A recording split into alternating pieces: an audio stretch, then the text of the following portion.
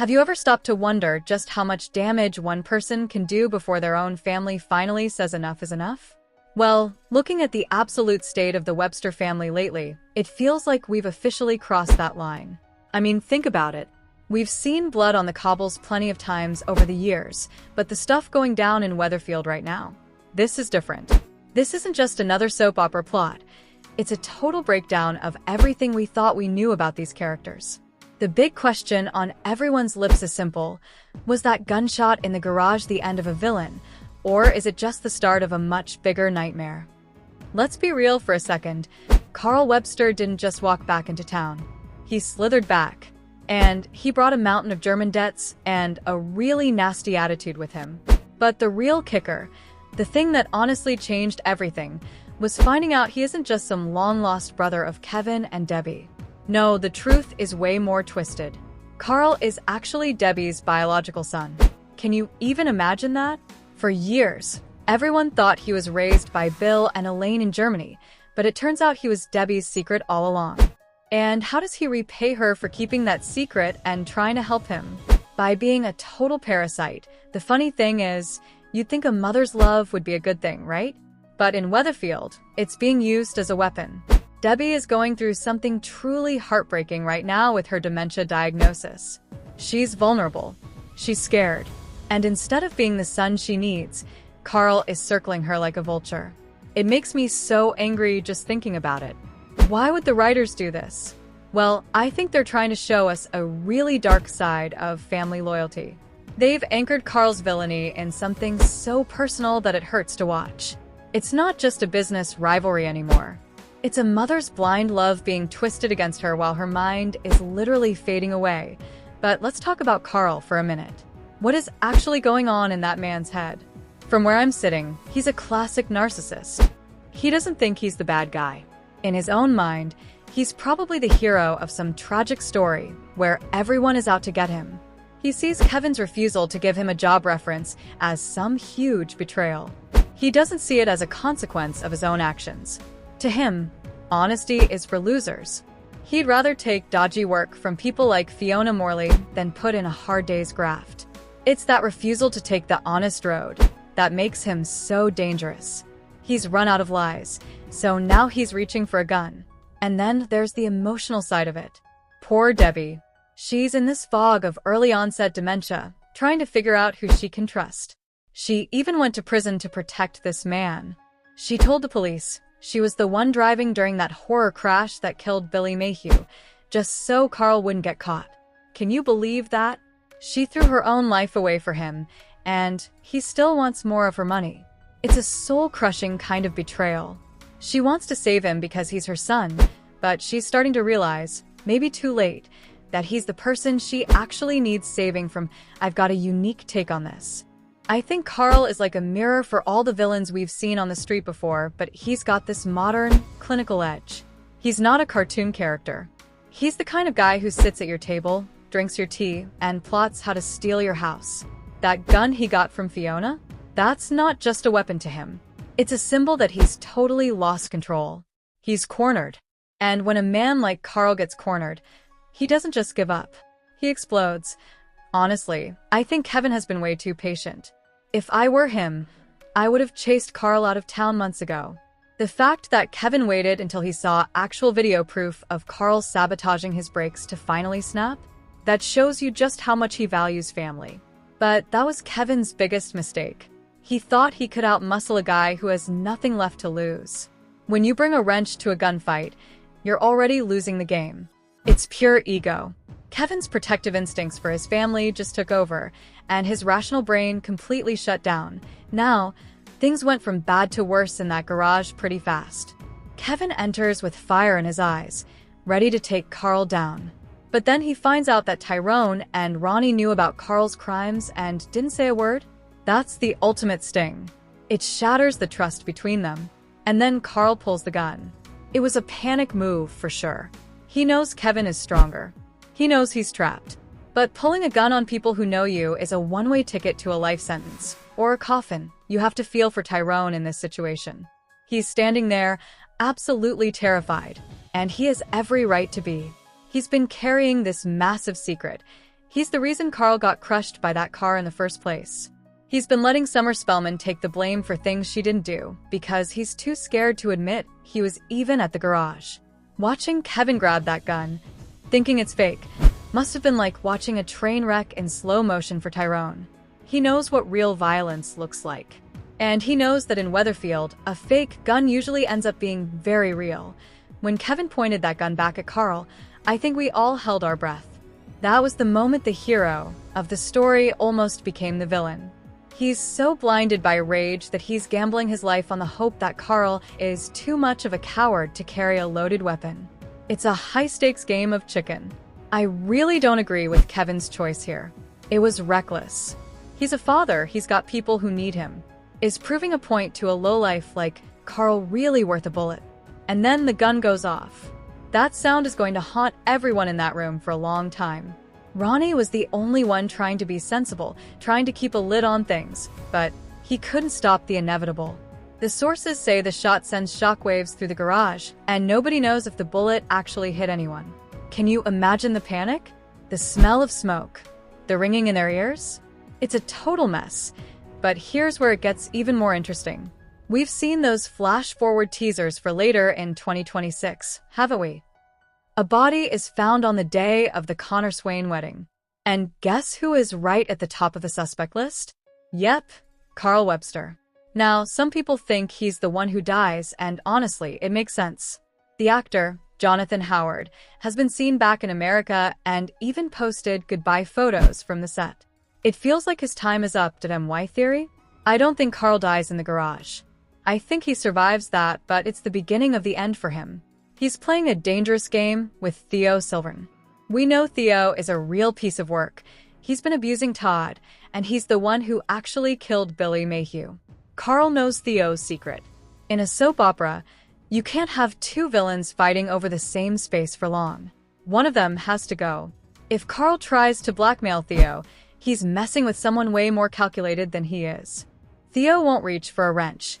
He'll make sure the job is done permanently. The flash forward isn't just a gimmick, either. It's like a countdown. When Betsy Swain finds that body, it shows us that the younger generation is the one left to deal with the messes these men are making. The wedding being ruined by a murder is a perfect metaphor for life on the cobbles. You try to have a happy future, but the past just keeps catching up in the most violent ways possible. We also have to talk about Tyrone's burden, because it's eating him alive. He's always been the nice guy, right? But his silence is a different kind of betrayal. It's pure cowardice. He's letting a teenager rot in remand because he's afraid of the consequences for himself. Carl has smelled that fear, and he's using it like a leash. Every time Carl looks at him and talks about guilt, he's twisting the knife. It's psychological torture. Tyrone is in a prison of his own making, and Carl has the key. What do you think? Should Tyrone just come clean? I think his secret is going to be the thing that finally pushes him over the edge. Maybe he'll be the one to pull the trigger if Carl pushes him too far. It's hard to stay a lovable mechanic when you're helping a villain frame an innocent girl, and don't even get me started on the ripple effects for Debbie. The spoilers say she's going to have nightmares about that gun going off, even though she wasn't there. It shows how much her mind is starting to fracture. There's that scene at the hotel where a balloon pops at a party, and she totally loses it because she thinks it's a gunshot. It's heartbreaking. The physical violence in the garage is linking up with her mental decline, and it's creating this really dark atmosphere for her that I have a feeling that gun is going to go missing after the standoff. Maybe one of the kids like Brody or Dylan will get their hands on it. A gun loose on the cobbles is like a ticking time bomb. Someone is going to pay the price eventually.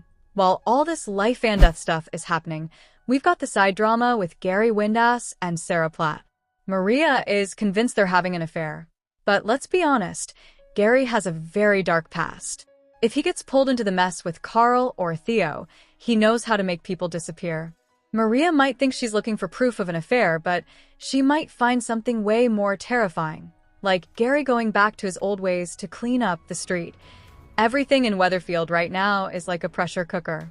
Everyone is hiding something. Kit is planning a proposal while Sarah is sneaking around. Tyrone is hiding an accident while Summer is in jail. And Carl is holding a gun while Kevin holds a wrench. It's all going to come crashing down soon. Why do we keep watching? I think it's because Coronation Street shows us how thin the line is between being a neighbor and being a total stranger. Carl is the ultimate stranger, even with the Webster name. He represents the scary, outside world coming into the safe spaces we know, like the garage or the cafe. The producers are clearly leaning into this high-stakes thriller vibe, and using that flash forward makes us look at every scene differently. We aren't just watching a fight, we're watching someone's final days. There's a real sadness in seeing the Webster legacy, everything Bill and Kevin built, being torn apart by a son who doesn't care about any of it. Kevin's garage is his life. To have it turned into a crime scene is just wrong. I think Carl's return was great for the drama, but terrible for the characters. He's brought a level of danger we haven't seen since Pat Phelan was around. But for Debbie's sake, I think he needs to go. Watching his son exploit his mother's illness is just too much to handle. Carl pulls that gun because it makes him feel big. For a narcissist, that feeling is a drug. He's not worried about the bullet. He just wants to see the fear in Kevin's eyes. That is his win. So, what are my final predictions? I'm putting my money on Carl being the victim. He's just gone too far to ever come back from this. As for the killer, I think it's Theo Silverton. It would be the perfect ending to that storyline, one villain taking out another to protect his own skin. And Kevin? He's definitely going to be in trouble with the police. Even if the gun was Carl's, Kevin charging at him with a wrench makes him look like the aggressor. And poor Debbie, her dementia is only going to get worse after all this stress. It's setting up a really emotional exit for her later on. Now I want to hear what you think, because this is a massive mess. Who do you think is in that body bag? Is it Carl, or are the writers going to shock us and kill off someone we actually like Kevin or Tyrone? And do you think Kevin was right to go after Carl? If someone messed with your car and put your family in danger, would you reach for a wrench, or is Kevin just making everything 10 times worse? Let's talk about it in the comments. This is some of the darkest stuff we've seen on Corey in years, and I have a feeling we're only scratching the surface. If you want to keep up with all the twists and turns of this 2026 mystery, make sure you hit that subscribe button. Don't forget to like the video and turn on those notifications so you don't miss our next deep dive into the cobbles. When we talk about the absolute chaos unfolding at Webster's Auto Center, the question of whether Kevin was justified in charging at Carl with a wrench isn't just about a simple garage fight. It's about a man being pushed to the literal brink of his sanity. You have to look at the sheer weight of what Kevin was carrying in that moment. He wasn't just reacting to a single mistake. He was reacting to a pattern of calculated, cold-hearted betrayal that had been building for months. I mean, think about the psychology of a man like Kevin Webster. He is the ultimate protector figure on the street, a guy who has spent his whole life trying to do the right thing by his kids and his business. So, when he sees that video on Tyrone's phone, actual footage of Carl sabotaging the brakes on his car, something in him just snaps. From an analytical perspective, this is a textbook case of protective aggression. Kevin isn't just angry that his property was damaged. He's incandescent because Carl's actions could have resulted in a catastrophic accident involving his family, specifically Ruby. In Kevin's mind, the legal system is too slow for a threat this immediate and this personal. He sees a man who has tried to kill him or his loved ones, and his instinct is to neutralize that threat right then and there. It's an incredibly raw, human reaction that I think a lot of us can empathize with, even if we don't agree with the violence. Would you be able to stay calm if you found out a family member had been tampering with the very thing that keeps your children safe on the road? The funny thing is, the betrayal didn't even stop with Carl. The real sting, the thing that I think truly justified Kevin's rage in his own eyes, was finding out that Ronnie and Tyrone already knew what Carl had done. Imagine the soul-crushing weight of that realization. These are the men Kevin trusts most in the world. Tyrone is like a son to him, and Ronnie is his brother-in-law. Finding out they'd been keeping Carl's crimes a secret for Debbie's sake was like a second sabotage, one that hit his heart instead of his car. Emotionally, Kevin was completely isolated in that garage. He felt like the only person willing to stand up for the truth while everyone else was busy making excuses for a villain. But we have to look at Carl's history to understand why Kevin felt a wrench was the only language Carl would understand. Carl isn't just a troublemaker. He's a man who has left a trail of wreckage everywhere he goes. The sources tell us he's committed everything from illegal MOT operations to a hit-and-run on Tyrone himself. He even let his own mother, Debbie, go to prison for a death he caused, the death of Billy Mayhew in that horrific Corriedale crash. When you're dealing with a person who has zero moral compass and zero accountability, a stern conversation isn't going to cut it. Kevin's decision to pick up that wrench was a physical manifestation of his refusal to let Carl manipulate his way out of trouble one more time.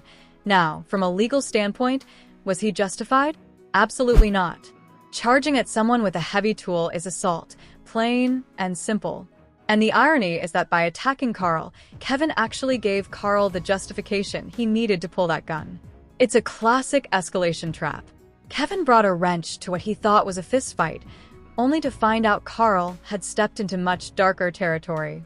It's a tragic example of how righteous anger can lead to a situation that is completely out of control. I honestly believe that if Kevin had just called the police with the video evidence, he would have won. But in that moment, he didn't want justice. He wanted retribution. What's really fascinating here is the psychological power dynamic. Carl has spent his whole life feeling like a victim, even when he's the one causing the problems. He views himself as the hero of his own tragic story, constantly being wronged by people like Kevin who won't give him a second chance or a job reference. When Kevin advances with the wrench, it confirms Carl's twisted worldview. It gives him the excuse to play the victim again, even as he's holding a deadly weapon. It's a sick, circular logic that narcissistic people use to justify their own worst impulses. And let's talk about the gun for a second. The sources show that Kevin was so convinced the gun was a fake that he actually tried to grab it and point it back at Carl. That tells you everything you need to know about Kevin's state of mind. He was so far gone in his rage that he lost his sense of self-preservation. He was willing to bet his life on the idea that Carl was a coward. It's a terrifyingly high-stakes game of chicken. Was he justified in being that reckless? I'd say no. He's a father and a husband. He has too much to lose to be playing around with firearms in a garage, but you also have to feel for the position Carl put him in. Carl has been exploiting Debbie's dementia, using her vulnerability to get to her money. He's been a parasite on the Webster family since the day he arrived. Kevin has watched his sister's mind start to fade while her son circles her like a shark. That kind of emotional pressure is enough to make anyone lose their cool. Kevin wasn't just fighting for his car, he was fighting for his sister's dignity and his family's safety. It was a buildup of months of frustration, and the wrench was just the pressure valve finally blowing. The fallout of this is going to be massive. The gun went off during the struggle, and we don't even know for sure who, if anyone, was hit. But the damage to the family is already done. Kevin has now crossed a line that makes it very hard for him to claim the moral high ground. He's no longer just the victim of Carl's sabotage. He's a man who engaged in a violent standoff that could have killed 4 people. The sources suggest that the police are already investigating a murder in Weatherfield, and this garage drama is only going to make things murkier for everyone involved. So, when you ask if he was justified, I think the answer is a complicated yes and no. Yes, he was justified in his anger and his desire to protect his family from a proven dangerous criminal. But no, he wasn't justified in the way he handled it. By picking up that wrench, he lowered himself to Carl's level and turned a criminal investigation into a life-or-death brawl. It's a reminder that on the cobbles, the good guys are often only one bad day away from doing something they can never take back. I'm curious what you guys think about this. Does the fact that Carl sabotaged the brakes change things for you? If you were in Kevin's shoes and you found out your best friend and your brother-in-law had been hiding that truth from you, would you be able to keep your hands off a wrench? Or do you think Kevin has finally shown a dark side that makes him just as dangerous as the villains he's trying to fight?